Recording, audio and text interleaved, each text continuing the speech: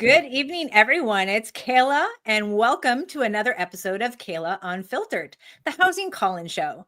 Tonight, we're diving into two stories that are perfectly exposing why Ontario's rental system is collapsing for small landlords. And let's be clear, these aren't just bad tenant stories. These are system failures that affect every homeowner, every landlord, and every future buyer in this province. First, a couple of who bought a home, started their family, only to learn because of Section 56, a section most people have never heard of, they legally cannot move into their home they own. They did everything right, followed every rule, put their life savings on the line, and still lost the right to live in their own property. Then we have Rachel, a single parent who endured months of unpaid rent, severe property damage, 7 animals in the home, and an assault inside her own home, all while tenants repeatedly this pattern with multiple landlords before her. She was barred from her own property while they lived rent-free. And yes, this actually happens in Ontario. Tonight, we're not just telling stories, we're breaking down how the system protects repeat offenders and why families like these are left paying the price. We're also diving into Bill 60, what it really means, how it could restore fairness for landlords, and why it's critical for holding tenants accountable without punishing good tenants. So settle in, drop your questions in the chat, share this live, and tag someone who needs to hear this, because tonight we're shining a bright spotlight on what's really happening in Ontario's housing system and what it needs to change. Let's get into it. Well, oh my God, guys, it's been crazy. It's been a crazy couple of days. Like I've been a little dormant on my podcast because I've been taking part in other people's podcasts, which thank you to everyone. Obviously, if anyone want to watch any of the last future podcasts that I did, you can check them out on the Ontario Landlords Watch channel. So let's get into it. So everyone knows Bill 60 had came about. This is something that obviously is very upsetting to the tenants. It's very upsetting to 130 organizations that are sending a letter to the province stating that they do not approve of Bill 60, which is holding tenants accountable, by the way.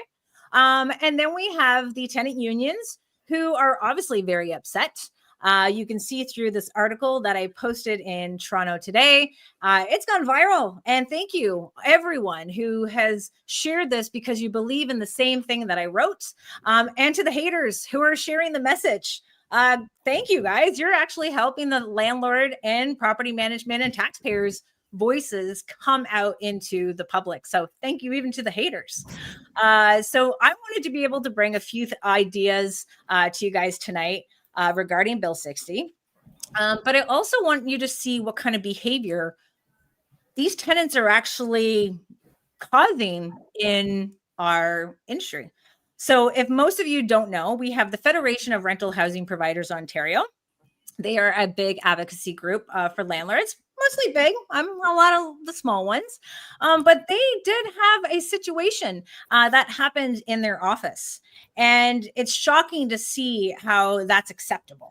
And I wanted to make sure that our elected officials and media know how hostile some of these landlords, some of these tenants are towards their landlords. So before we have some time, like bear with me, because this is a landlord association advocating for rights of tenants as well. Like I do see what they advocate for.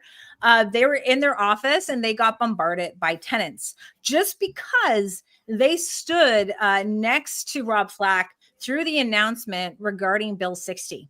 So without further ado, and before we do, I want everyone to get a chance while they're watching to jump over to YouTube if you want to have some comments. I know sometimes with Facebook, we don't see everything until after. So if you're looking at trying to engage with us tonight, please jump over to the YouTube channel, Ontario Landlords Watch. So without further ado, I would like to present to you what our friends at FROPO have to endure just because they promote Bill 60, which is holding the bad tenants accountable, and of course, our good tenants paying the price. Tony Irwin?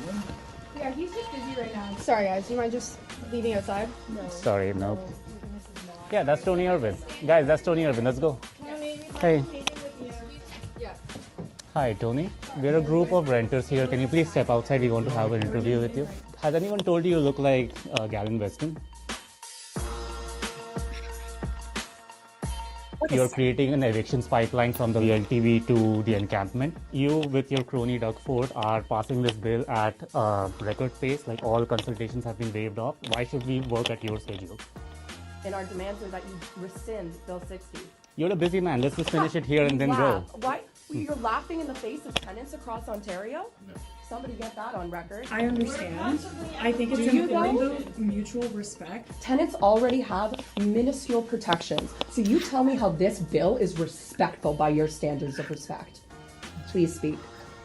Extremely rude behavior. It's evicting families with children on the way. How is that appropriate behavior?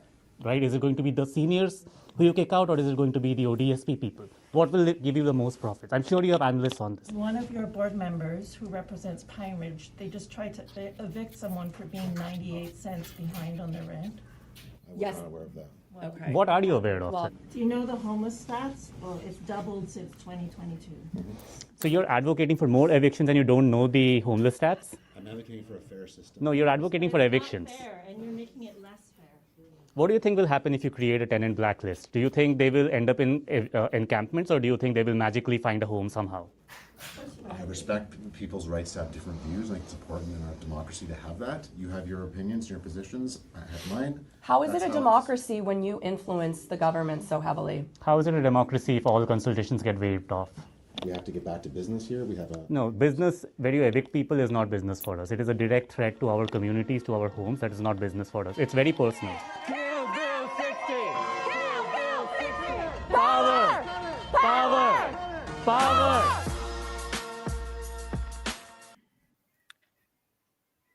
As you can see, guys, this is something where they came into his office unannounced. They're hating on him because he promotes Bill 60 for holding the tenants accountable. There's nothing in Bill 60 that is going to impact any of our good tenants who are making their payments, not destroying other people's properties. And they try to say that they're big influential to the government, but the government is heavily, they're almost hijacked by these organizations, 130 organizations who are sending a letter to our government trying to get them to back away from Bill 60 that provides some protection to our landlords. We have had 15 years of a bill that is protecting tenants over and over and over again. This is the first bill I have ever seen through my advocacy efforts that actually try to stop these loopholes, that actually try to protect the landlords against tenants who know every single loophole within the system.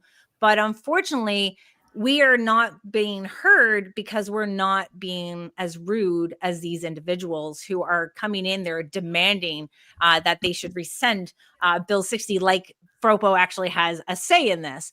These are your elected officials, and I want our elected officials to see what kind of people that they're representing and who they try to support. And what's even shocking, guys, what's even shocking is that we have Olivia Chow, the mayor of Toronto, and we have the Council of Hamilton trying to use their municipal influence and trying to get our government to back away from Bill 60 again.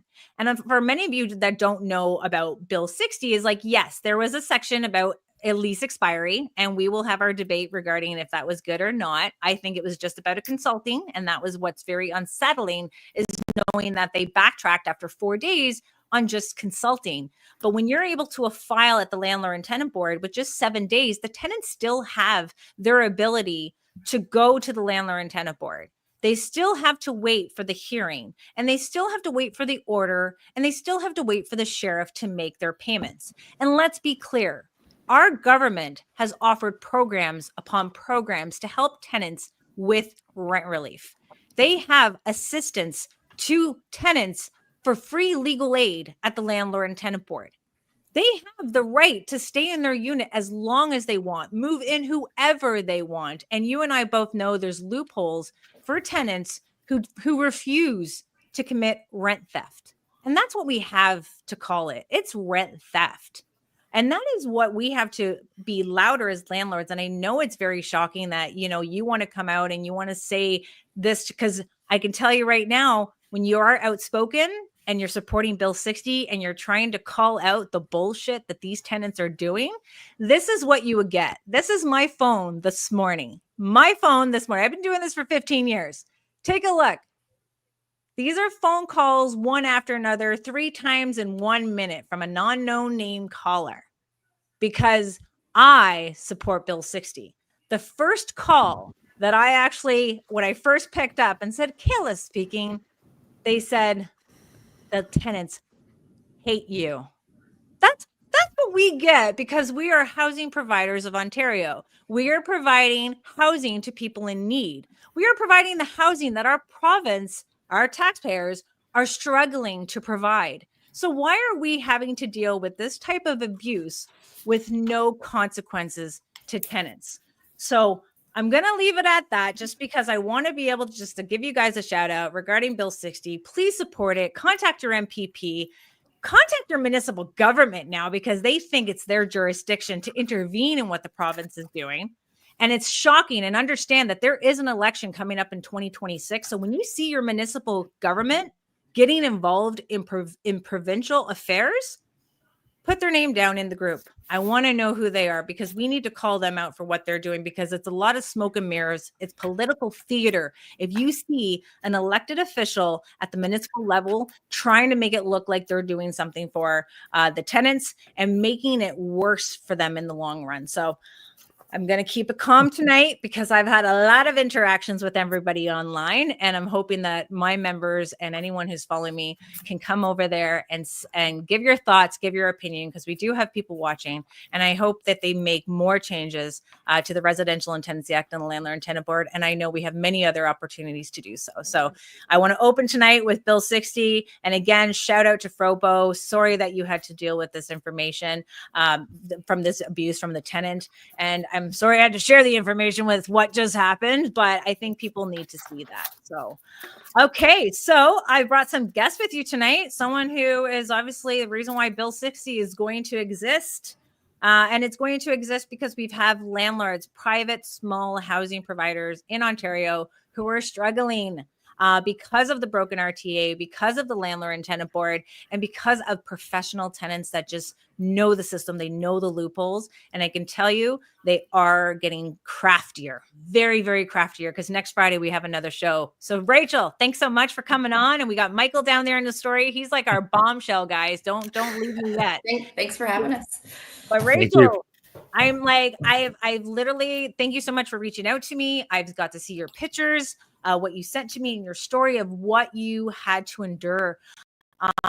Please share how did you get into landlording? Why did you want to get into landlording? When I first got into landlording, I thought it was going to be a big investment plan. I'd have a little money on the side. Unfortunately, it didn't turn out that way. I wanted to have a home for my son when he gets older. Obviously, there's rising costs in Ontario, and with inflation, young people just aren't able to buy. So that was the initial plan 5 years ago. Moving forward, I had 4 years of wonderful tenants. I couldn't have a single complaint for either couple. They were wonderful. Shout out to the good tenants out there, guys. That's right. Props. Unfortunately, in November of this year, I got new tenants. I did the research, so I thought. I called their references, I looked online. I couldn't find anything on them. Things quickly unfolded. The red flags started. And the first red flag actually was in the very first day. I greeted the child. There's 3 children with the couple and the child. And I said to her, are you excited to go to a school? You're in a new town, new house. And she looked at me very sadly and she said, I'm just tired of moving around. And at that moment, I knew, that's a huge red flag. You like to see the good in people. And I really tried to see good in these people. Unfortunately, it just went downhill from there. Moving forward, they paid rent until June of this year. They were late several times. I was getting $200 payments, $500 payments here and there. There were excuses, the father was dying. the aunt had died. Just multiple different stories and different angles of why the money wasn't coming, that sort of thing. And I had to reach out to them. They, when it was time for rent to be paid, they never come to me to say, hey, we're going to be late. It was like I was chasing for my money for the place that I pay for. So it ended up that obviously my last option was to evict. I went into the house to do an inspection. The house smelled very badly of urine, like to the point where I didn't know whether I was going to, be able to not gag or puke. There were 7 dogs in the home when there was only supposed to be 1 dog. You could tell the dogs have been urinating all over the house. The baseboards were swelled, chewed, scratched. New cupboards were scratched. The flooring was all lifted. Were they breeding? Were they breeding the dogs? I think they are. Yeah, I do. I think they are. They had 4. Still not paying rent. Yep. And they both work. And they have 3 kids. So, And this is something I told Rachel on the phone. I said, are those dogs licensed with their city? Yeah. This is something that we want to make sure that, as landlords, we need to make sure that the dogs are licensed and there's a limit. Mm-hmm. So check with your city, guys, if you're in a situation. Yeah, 7 dogs. So the house was just terrible. So I had give them time to fix the situation, again, trying to see the good in people. Unfortunately, sometimes the good's just not there. And that's the hard lesson I've had to learn in dealing with this. So that whole phase went on with the inspection. Second inspection came. Again, I gave them extra time. All I had asked them to do was clean the floors and get the pet urine out. They weren't paying. I said nothing about rent. Again, just clean your floors. Plain and simple. Please clean your floors. And it's not safe. You have to replace the floors. I don't even know what it sounds like cleaning. Yeah. You were still being nice. They do. So comes the end of July, we go for our second inspection. And during that time, there was rotting potatoes on the floor. The floors still hadn't been done. The house still smelled, that sort of thing. The husband was very rude upon entry for the inspection, and upon leaving for the inspection, I tried to hand him an N12 because prior I did a little deep digging, and they have done this multiple times. They owe thousands in rent to people. They have ruined multiple homes. Multiple landlords have had to sell their homes, and I'm just the next victim. And that's the thing, like, it's not about even the unpaid rent, it's the damaged home. Like, you can't even, and this is disheartening. We get messages like on this article about, well, you could sell, like, no, at the point in time we don't get rent, you're also having a damaged property that no one is going to buy, not only for the simple fact that there's a bad tenant in there, but because it's damaged. Exactly. So there's now 15,000 in damages in the home. Again, I tried to serve him the N12. Upon leaving for the inspection, he slammed my arm in the door. And then we got some pictures of this, guys. Like, I really, so here's the bruise in her arm. And that was actually a week later. So that was after a week. Wow. And this item, I had 2 knees that were swelled. I had to have X-ray on the one knee and my arm. And we got this one here. Yeah, that was my elbow. That was my elbow where he had body slammed me. It lacerated my elbow. And so what happened after, like, this damage came to you? Explain to people what happened when this happened to you. So he slammed my arm in the door. I used my other arm, pushed the door open. Upon entering the home, the tenant picked me up, threw me over his shoulder, body slammed me onto the floor, attempted to choke me. My 13-year-old child was with me at the time, so he had to jump onto this person, grab them around their neck to try and get them off of me. I yelled for my son to call 911. At this point, I wasn't sure really what was transpiring. It all happened so quickly, and I surely was not expecting to be body slammed and choked by my tenant that day. So my son calls 911. The tenant starts screaming, intruders, intruders, intruders. There's intruders in my fucking house. So he's portraying to the operator that we're intruders. We don't have access to this home. It's not my home, that sort of thing. Gaslighting the situation. Yep. So the police came, they had a quick chat with my son and I. Obviously the cut was visible. Some of the bruises were now visible. The officers went and talked to the tenant. And at that point, they came back to me and told me I was under arrest for assault. And at that point, I immediately started crying, and I was dumbfounded, like flabbergasted, like to the point where I said, "Are you joking?" I thought she was joking. This man just manhandled me, body slammed me in front of my child. You're a My tiny child, woman. I'm 114 pounds. My child calls 911. The police come. I am arrested, handcuffed, no prior criminal record, thrown in the back of the car while my child cries along the side of the road because the police officer, had said that the entry camera has the proof, which was me being the aggressor and pushing on the door. However, there are 7 visible cameras inside the home, but unfortunately, one wasn't working and the other was at the wrong angle. So it didn't catch the body slam or the choking or anything that it transpired. They have cameras inside of their We home have as well? 7 cameras inside the home. Never in my life have I been in a home where Were they there drug isn't- dealers?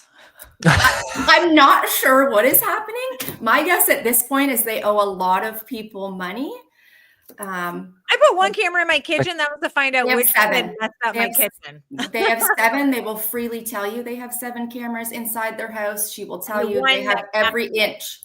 But unfortunately, it wasn't caught on camera. I call bullshit. Oh, The yeah. camera's pointed directly at the door. I call bullshit. I think personally the police didn't want to deal with it. End of the day, it was 35 degrees out on a Sunday. They wanted to go. This was an easy, I want to pause you there, Rachel. I just want to remind everyone, if you're watching on Facebook right now, jump over to Ontario Landlords Watch YouTube. I want your thoughts on this. Put it, if you're watching live, if you're watching as a replay, I want you to put your thoughts regarding what she's telling us right now. Keep going. I had begged and pleaded with the officer to go get the inside footage. As you know, I know, everybody knows that footage is there. But unfortunately, the officer didn't seem to care. When I was released, I actually had to ask the officer to take pictures of my lacerations and bruises because You had to ask them. I had to ask the female officer to take pictures, and she said, "Oh, I suppose I could."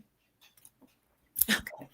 All right. What is wrong? Like, we already know what's wrong with our police catch and release program that we have going on, but that is ridiculous. So yeah, I was charged with assault. It cost me $14,000 for a lawyer to get a withdraw. And unfortunately, I had to agree to a peace bond because I truly do not have the funds to take it to trial because they've already drained me. I've been, I have a mortgage on that home. I work 2 jobs, but unfortunately. And guys, I'm telling you right now, they're in the unit still, right? They are still there. This process started in July, and they are still there as of today. We have a date with the LTB for a hearing the end of November, and my understanding is it'll still be until January before I can get these people out because they don't leave. It takes the sheriff to make them leave.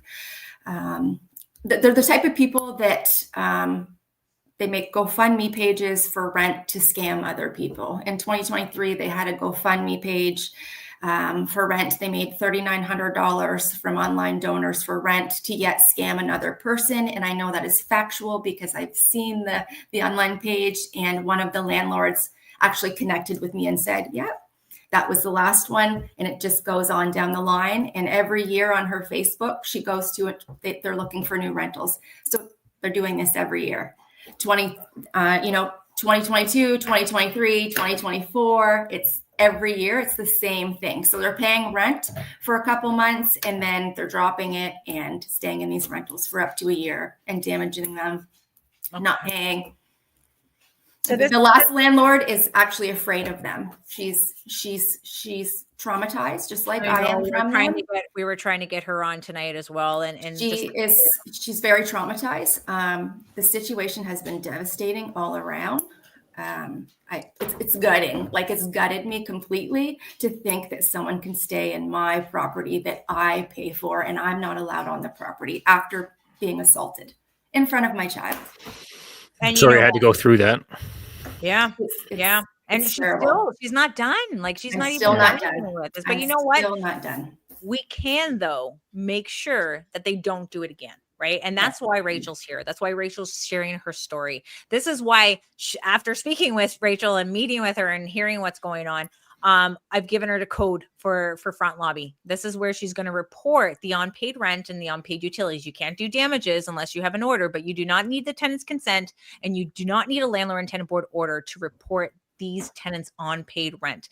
They talk about, you've seen that video with Fropo. They were like, oh, you're gonna who you're gonna report. Like, yes, if you are being an abusive to the system, you need to be reported. There needs to be consequences, because as you can see, look at what they did to Rachel. Like, it's not only the fact that she damaged her home, cost her money in damaging her home. She also had a situation where she's lost out on rent, and she had to lose out on $14,000 to defend her honor, in which was dropped, but still impacting her till this day. Mentally and physically, both. It has drained me completely, financially, mentally. Like, I make it make sense. It's one of those things that I've went over the scenario thousands of times and make it make sense. How does this person get away with something? And you know what? And you know what? The sad thing is, and this is why we're promoting Bill 6. This is why we're blessing Bill 6, and we're blessing the new Minister of Housing for it, is because there's still loopholes that this individual has. They know every single loophole they can possibly find. They know it. They will tell you. And the tenant actually said straight to my face, "Good luck getting us out." Wow. There's absolutely no shame. And after this, I'm sure I'll get threats from them. There's no shame. We're not sharing any of their personal information, but you do have a right, honey, to tell your story. And that's why I'm glad to kickstart this channel, to make sure that I can hear many other stories that are going on in our industry. Because when I speak with elected officials and we tell them what's happening, and they always want to know, do you have stories? Do you have stories? Yeah, I got a story. Like, do you not see the news? Like, do you see article after article of the landlords being abused?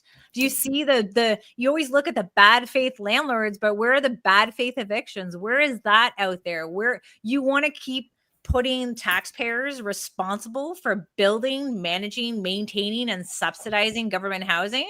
Or do you want to work with a private investor who's not looking for a handout from government and not looking for a handout from the taxpayers? But what we do ask for is accountability and transparency. And this is why I'm excited for Bill 60, because it is starting to work into the orders, like not just non-payment, because right now Front Lobby can do non-payment of rent and utilities. We want to see other orders. We want to see the type of behavior that these tenants are getting away with, and unfortunately becoming another problem for another landlord. So please check out frontlobby.com, making sure that you're reporting your tenants' unpaid utility bills, because people need to understand that they need to be held accountable. And this is a business. It's not a charity. So before you guys come at us and be like, oh, it's a human right. Listen, you are getting shelter that's provided to you from your government. They will always have shelter. They will pay you to go into a motel.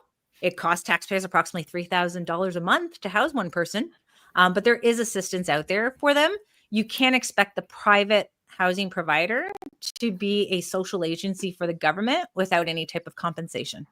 Put that for what it's worth. Now, Rachel, where do you see yourself going now after you've been dealing with this, and what changes do you want the government to make in order for them to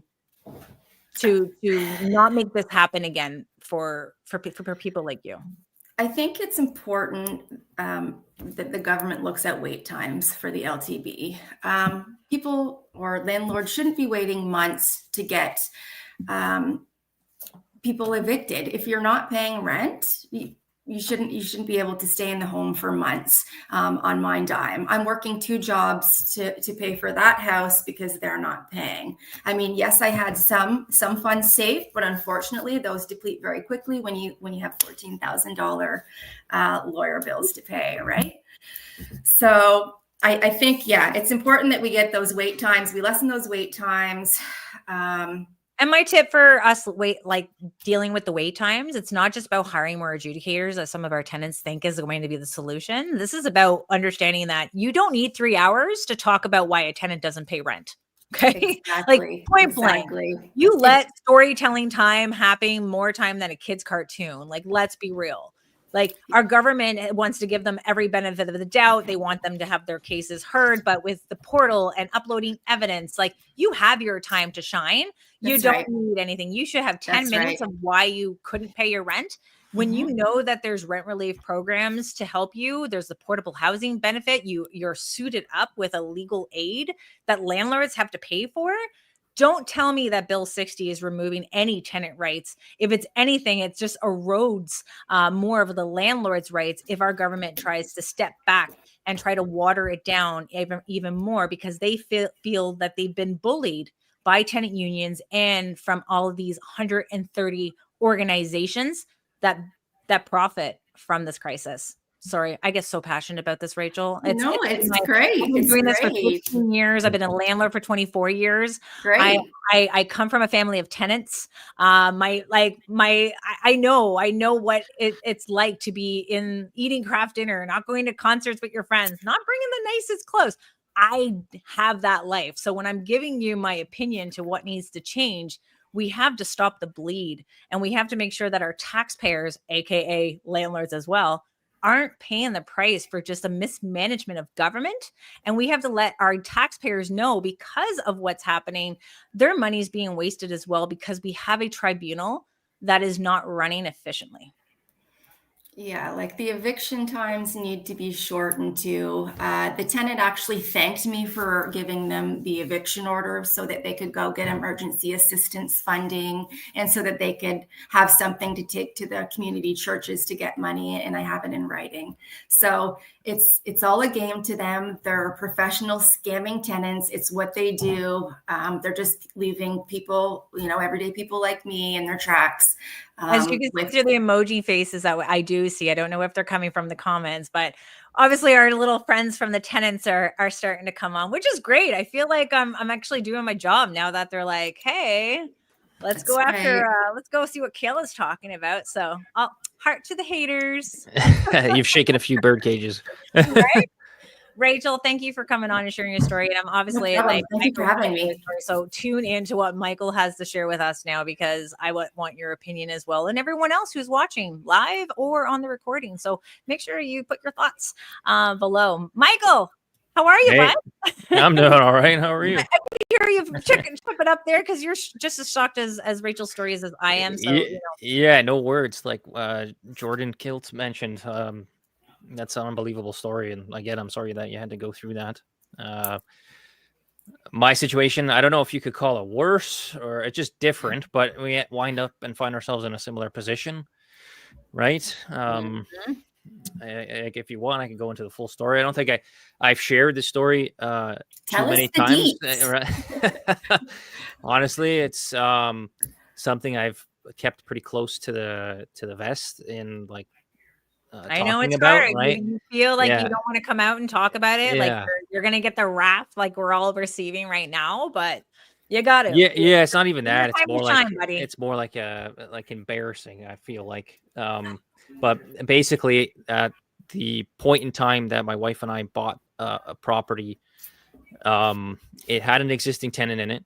The reason we were looking to buy this property is that we were aiming to downsize into something that we could have either normal mortgage or little mortgage on. We had purchased a property in 2020. We had to, extend ourselves for it. It was easier at that time. Interest rates were lower. I am self-employed, so income has been down with this current market. So I was just trying to forecast the future, what the real estate market, right? Trying to plan. We're trying to start a family. So we talked and said, okay, I think this is the best move if we can alleviate this massive mortgage. Like, it was several $100,000. It was a big mortgage. Interest rates had increased, between, I think it was over a 6-month span in 2022, which we were on variable rate mortgage. So our mortgage interest shot up through the roof, like so many other landlords are facing, right? How mortgages and stuff work Yeah. for our tenants, because I think that they pay our mortgage. Right. So, we were trying to do some family planning, and this seemed like the logical decision is to buy something smaller and make it work for us to be able to start a family, not have to stress about finances, which a lot of people these days are. So this at that point in time, that was March of 2024, and I don't know if you remember what the real estate market looked like back then, but it was very different from what the market looks like today. Not necessarily from a cost perspective, although they've since dropped, but more so from a housing stock perspective, because there was not a lot of inventory online at that time. Yeah. The thought in that spring market is that the Bank of Canada would lower interest rates. They didn't. And so everyone was kind of waiting on the sidelines. They didn't start until June of that year. So we understood that there was a tenant in this property. We were willing to take on that risk, knowing that we were going to be issuing an N12 for personal use. That was the plan. That's what we communicated to our real estate agent, to our lawyer. But we had a house at that time, so we were willing to get something that fit our needs, was in the right neighborhood, had amenities around it that we were looking for, as a mature neighborhood. Yep. And so we pulled the trigger on it. And I know there's a lot of armchair quarterbacks that are going to say, well, why wasn't why didn't you put in a condition that the tenant should be removed? Right. And hindsight's 2020. But like I said, the real estate market was at a very different position, right, as far as inventory compared to what it is now, which there's plenty of inventory. So we purchased the property. We thought everything was fine. We went to serve our tenant the N12 notice. She came back at us and referenced this section 56 of the Residential Tenancies Act, saying that she couldn't be evicted, and that we couldn't go and move into the property. And so we did our research. We contacted the city in which the house is to kind of get more information about past history of the property. We contacted several paralegals, right, to get and even a former LTB adjudicator to try to get more information about what is our tenant even talking about, because we're not landlords. We're not experts. I don't have any investment properties. I am forced to have one now that I don't want. You're forced right? fed landlord. Yeah. Force-fed landlord, guys. So I'll put the section in the notes here, based on Google's AI overview regarding section 56 of the RTA. So I'm gonna put that in there for reference for everybody, because I think we see that happening where there is properties being severed. We probably have properties that are still in this. So let's put that out there for everybody to see there. Go ahead, Mike. Yeah. So it's I read that it's one sentence. It's one sentence of the Residential Tenancies Act. It's 61 words long. I've read it. I don't know how many times. I don't know how many tears have been spilt over this. You probably know it off the top of your head. Yeah, I don't know it word for word, but I know basically that we can't evict the tenant for personal use because the property became separately conveyable when the previous owner, as we came to learn, had severed the property. So with the tenant in it. So that's essentially giving the tenant the section 56 security of tenure, meaning immunity immunity over an N12, meaning that no owner, whether it's us or 10 owners down the line, which I don't think we'll ever be able to sell this thing, because what person would want to purchase it knowing that they can't evict with wanting to move into it, could ever do that. Guys, like, right?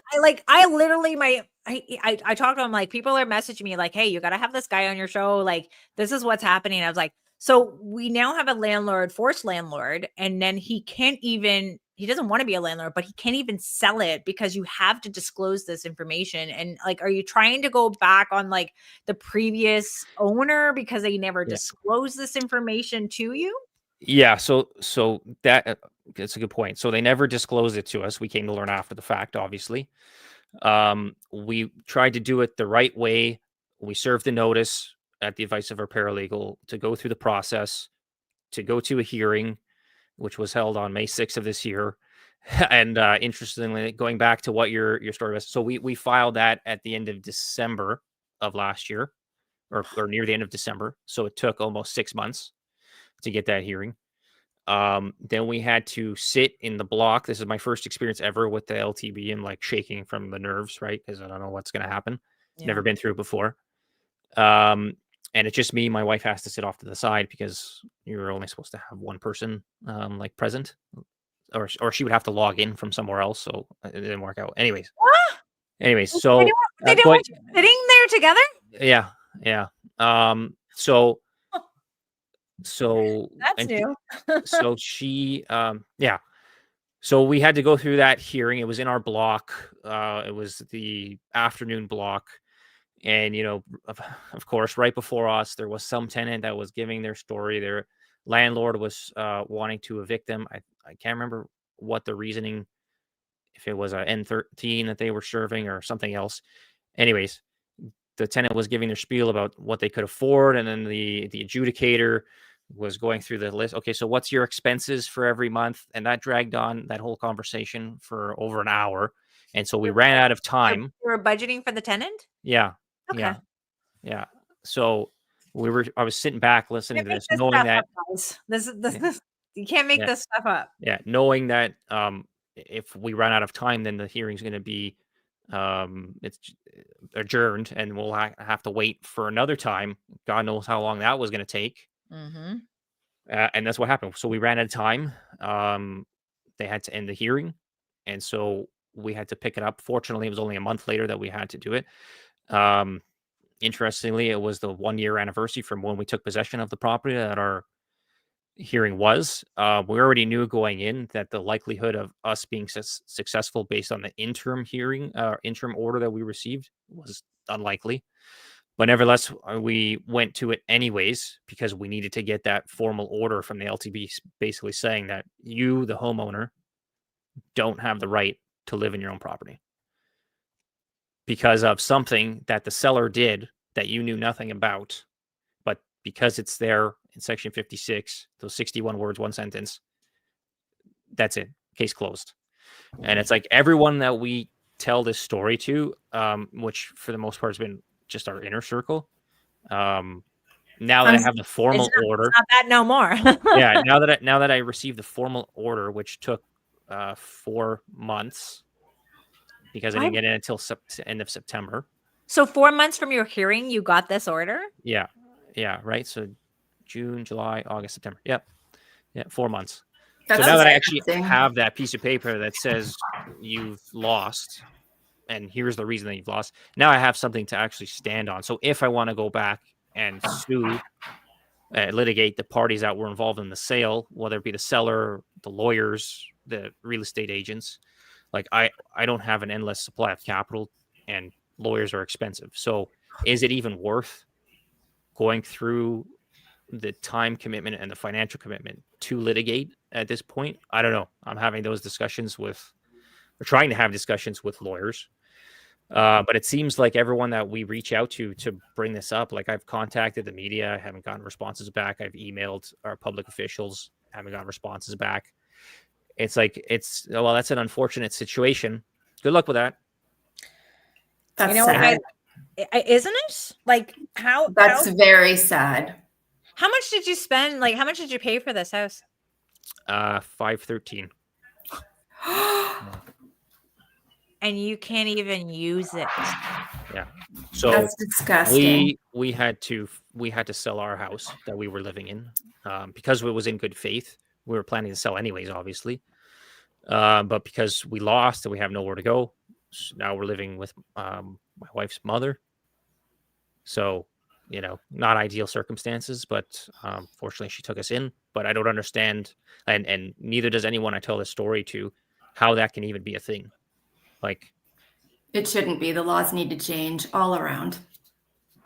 Everyone who's watching, everyone who's going to watch it live, please for the sake of Michael's sake and his family, please share this with your elected official. Share this video with the elected officials to let them know what's really happening here in Ontario. We may not have a newsletter yet. We may not be able to get the attention from all the news broadcasters to tell this story, but I'm telling the story here for you to share this because this is not right. This is an RTA that's completely outdated, that needs to be changed. Let's advocate to change Section 56 so that Michael can regain access back to his home that he bought, that he pays taxes for, that he has to maintain, that he put everything on the line, his credit.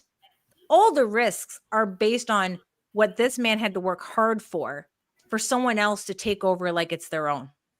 And at the same time, we're dealing with rent control, 2.1% for 2026, not even keeping up with the inflational rate of what landlords are having to cover. We're not able to subsidize. Nonprofit housing providers are also reaching out that they are at their brinks because of different municipal bylaws, because of the way the RTA is.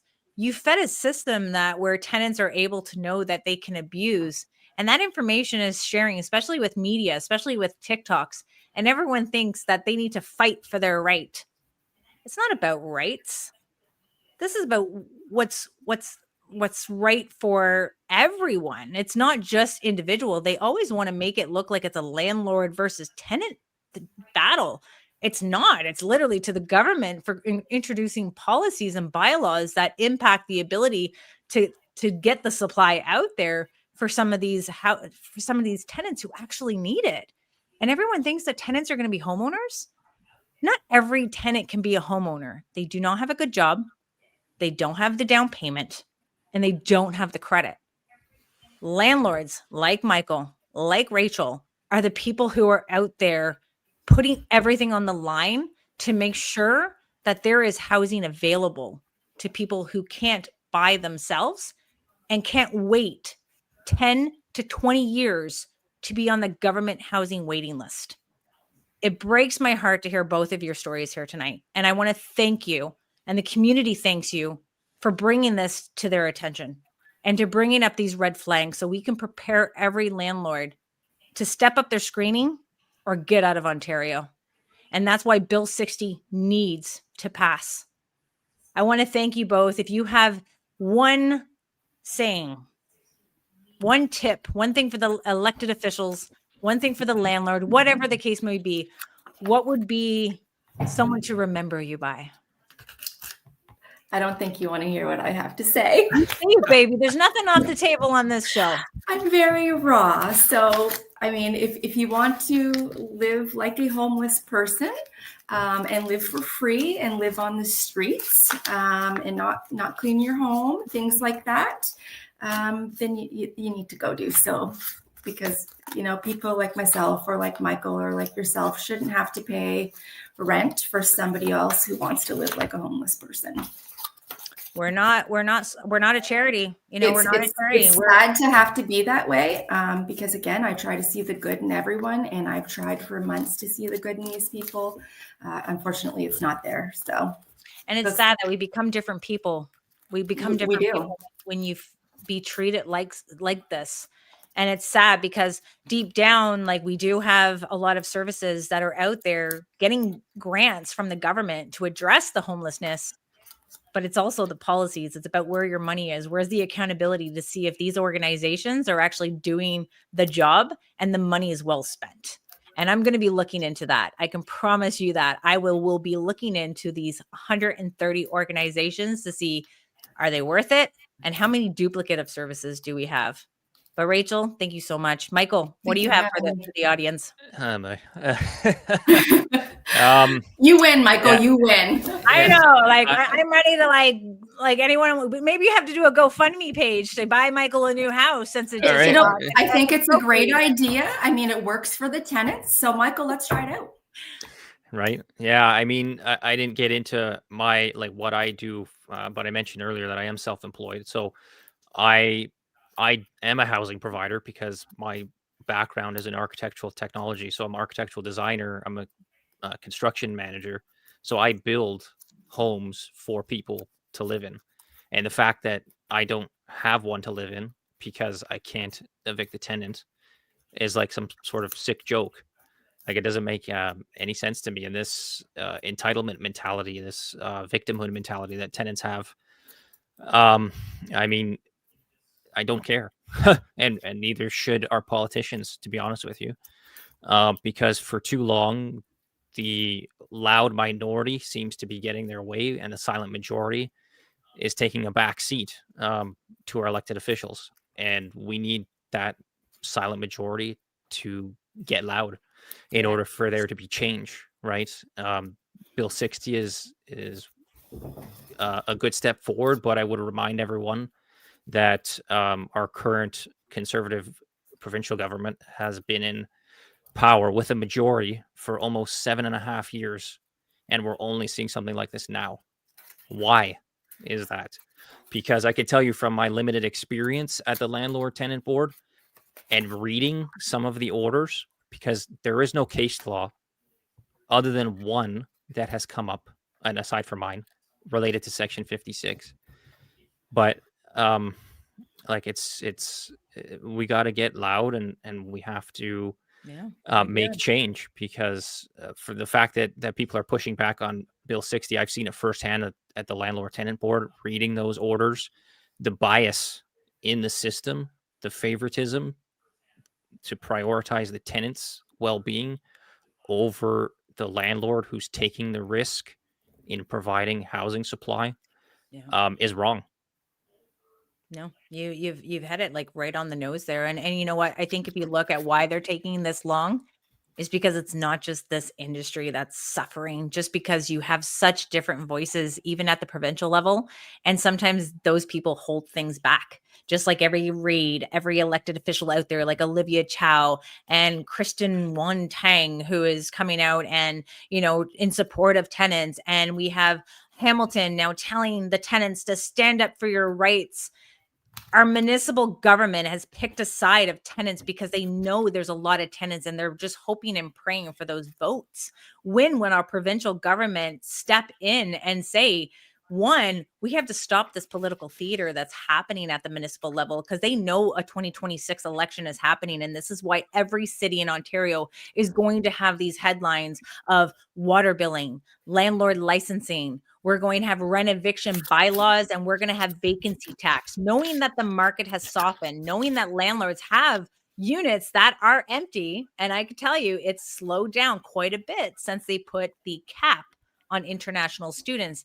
They introduce a vacancy tax.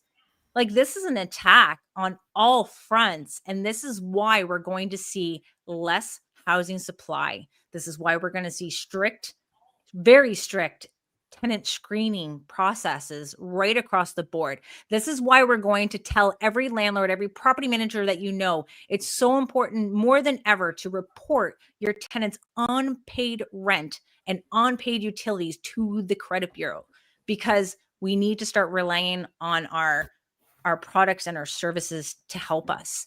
And I want to make sure we do a shout out for the Hamilton District Apartment Association. They will be at their Hamilton Council on December 2nd at 9:30 a.m. This is Acorn City, guys. Like, they plan to try to have their voices heard. I know it's 9:30 in the morning. Landlords do work, because the tenants think that landlords don't work, because I don't know where they get that. But landlords are working. But hey, council at 9:30 to discuss landlord licensing citywide, because right now it's very directed into certain wards where students are, which they are discriminating against students.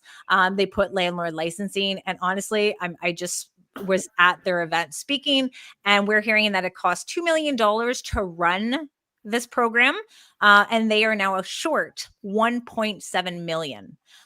in order to run this program. So they're not even gaining the revenue to do it, but they want to do it citywide because you know what? That looks good in headlights. That looks good for the tenants to make it look like they're doing something.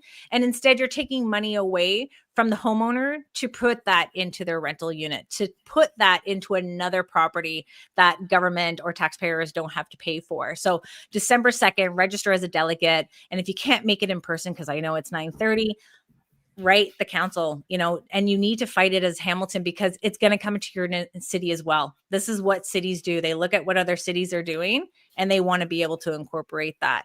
And if you want to be on this show with Rachel, with Michael, having a conversation with me, telling your story, not only to the other landlords and property managers and even tenants out there, especially to our elected officials and media, I'm going to put our link in the chat so that you can have a request for our follow-up show. We do have a next show coming on next Friday at 7:00.